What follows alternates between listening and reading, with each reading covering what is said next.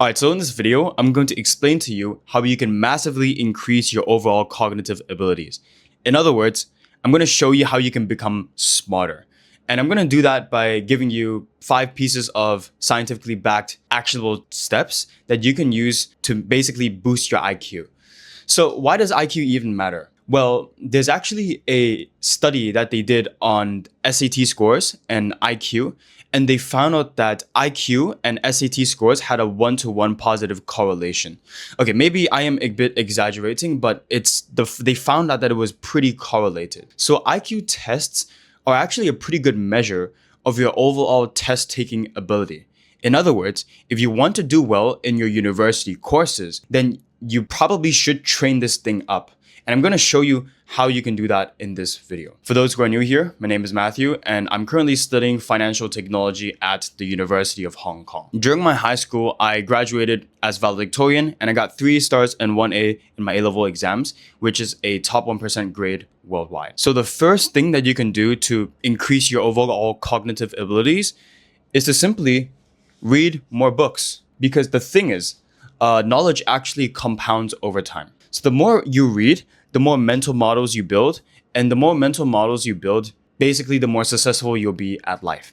And that's not even talking about the cognitive benefits that reading provides. So reading is actually really good for your overall cognitive abilities. If you think about it, reading a book is kind of like a workout, but for your brain.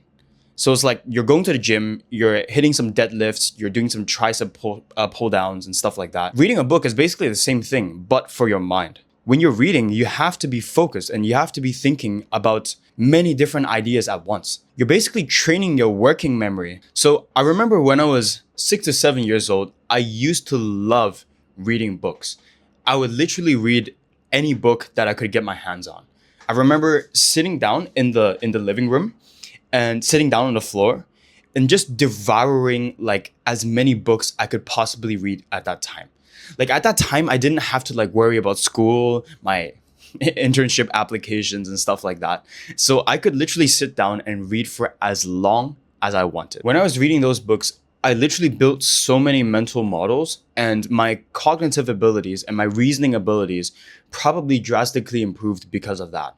Like shout out to my mom for like giving me so many books. I'm very grateful for that because now I can confidently say that my cognitive reasoning abilities are probably better than the average student. But around 15 to 17, I barely read any books. And I think it was because I was addicted to video games and I would constantly play video games with my friends every single day. But I can literally feel like from that period of time, 15 to 17, my cognitive abilities actually decreased and I was becoming more retarded every single day basically. So now from 18 to 19 years old, I've actually had to teach myself to learn to love reading again. So I personally think that reading books not only makes you smarter in the cognitive sense, but it also makes you much more creative. It makes you able to connect ideas from different topics, allows you to relate new information to the information that you already have existing in your brain. And this level of thinking that books provide basically will make you a more successful individual because you'll be able to think and reason through problems much more effectively than the average person. And so step number 2 is to build a cognitive hobby. So I personally believe that you need 3 different types of hobbies. You need a cognitive hobby, and you need a physical hobby, and you need a creative hobby. Now, I personally have all 3. So for my cognitive hobby, I enjoy reading books. But apart from reading books, I also really like playing chess. Now, for those of you who actually play chess like I do, you know exactly what I mean when I say that chess actually improves your overall IQ. It makes a lot of sense, doesn't it? Because like when you are staring at a board for basically like 30 minutes at a given time, you're basically improving your problem-solving skills and you're improving your ability to reason through difficult positions. So if you're like, for example, you're playing chess and it's like the end game and you're thinking of a way to checkmate your opponent, you might take a long time to think about that. But when you're thinking, you're visualizing those moves in your head. Like, for example, like, oh, if I put my queen here, then it's a forced move, so the king can only go here. And what if I sacrifice this piece so that I can do a smothered maid? Like stuff like that will actually greatly improve your overall thinking and cognitive abilities. That's why I personally think that a lot of the smart people around the world know how to play some sort of game. A game that actually requires like logical thinking and reasoning. For example, I personally think that even poker might be a cognitive hobby because like you're thinking in terms of bets and in terms of probability. So for a cognitive hobby, you can think of stuff that actually like makes you think. So I gave the example of chess, poker, and reading. But honestly, you could think of anything else that also fits into that sort of category where you actually have to think and use your brain. The reason why I think a cognitive hobby is so important is because it actually just keeps your mind sharp. If your mind is not being used, it kind of like regresses in a way. So I kind of like to think my mind and my brain as a muscle. The more I work out, the more I use it, the stronger it becomes. And that's why I think that if a person like you and me stops doing these highly cognitively demanding activities and instead scrolls on social media and plays video games, I personally think that that person's brain is probably going to regress. It's like hitting the gym, right? If you haven't hit a muscle in a very long time, the muscle is just going to atrophize, meaning that it's just going to become smaller and smaller because it's not being used at all. In the same way, I think your brain, if it's not being used correctly, will regress and become dumber over time. So the third thing that you can do to increase your cognitive abilities, IQ, and get better at taking tests is simply to study more. There's actually evidence to suggest that school improves your IQ. And I don't think that school makes you a better and smarter person overall, but it definitely does actually increase your IQ.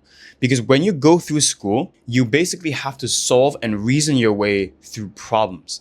When you're doing a math problem on like linear algebra or probability and statistics, for example, like Bayes' theorem, you actually have to use your brain to think. And that thinking, that hard work that your brain is doing, trying to process that problem, actually, surprisingly or not, increasing your IQ. So it's actually the more you study effectively, the more you study deeply using active recall, it actually changes the neurochemistry in your brain and makes you smarter overall. If you've watched my previous videos, you know that I love to talk about active recall and active studying.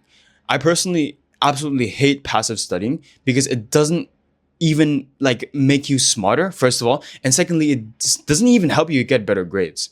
So the thing is, if you want to improve your ability to take tests, you need to be able to improve your problem solving abilities, and that can only be achieved by doing active studying. By the way, if you want to learn how to study more effectively and actually become smarter, then link down in the description below is my online community where we help you become the best version of yourself as a student. We have a course on evidence-based studying methods, time management and productivity, exam tips and tricks, and even a 7-day protocol, a step-by-step guide that you can use to implement in your daily life and basically get better grades quickly. So if that sounds interesting to you, then you can check out the first link in the description below. So the last thing that you need to do if you want to improve your cognitive abilities is to actually prevent yourself from degrading over time. So in other words, you need to fix your attention span. So there's actually a very interesting study that they did on people's attention span.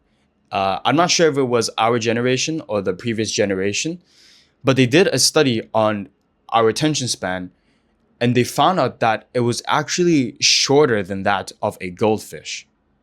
Think about that. A goldfish has an attention span of 11 seconds.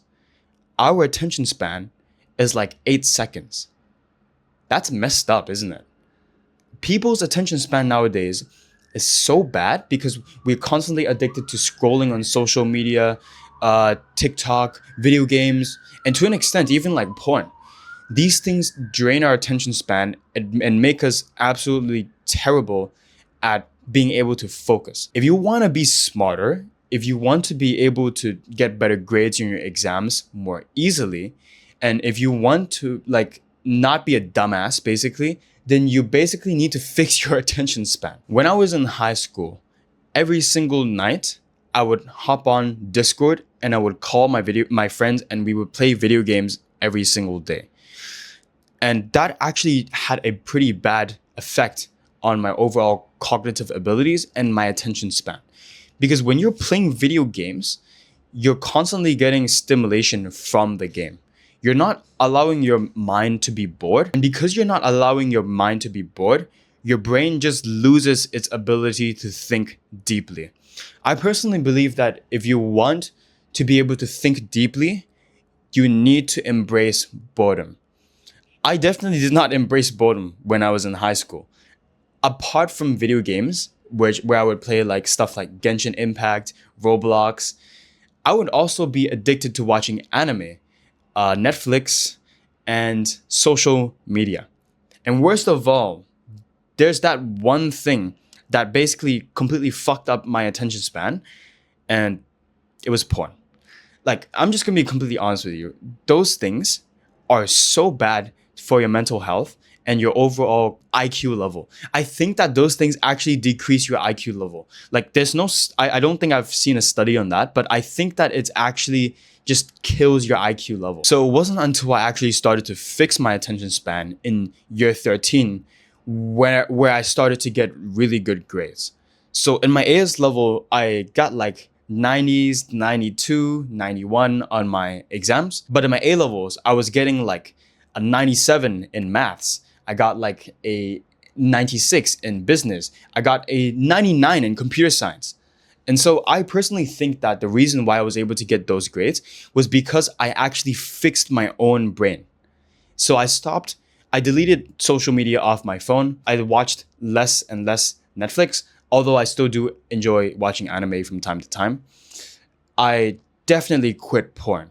That's for sure. Because that one was the one thing that was like completely destroying my mind. But once I actually removed those things from my life, I found out that when I was doing practice problems, when I was taking tests, I was so much more focused and I was able to think so much more clearly because my brain was not being like debuffed by all of these bad habits. So apart from removing all of the bad habits that make you more stupid, your diet actually also matters when it comes to your overall cognitive abilities.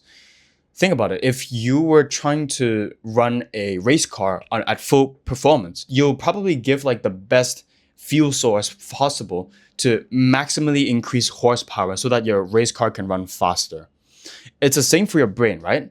If you want your brain to be function at its best capacity, you probably want to fuel it with good foods. I recommend checking out a video that I did on the best diet to help you study faster, because improving your diet will help you think more clearly. And that actually basically just improves your overall IQ level. So by the end of this video, you've learned 4 methods that you can use to improve your IQ and become smarter, much, much smarter than the average student around you. If you employ all of these 4 things, I guarantee you that not only will your test-taking ability actually improve, but you will become more successful in life as well. Because the test of true intelligence really is your ability to get what you want out of life. So as always, may God guide us on the right path, and I'll see you in the next video.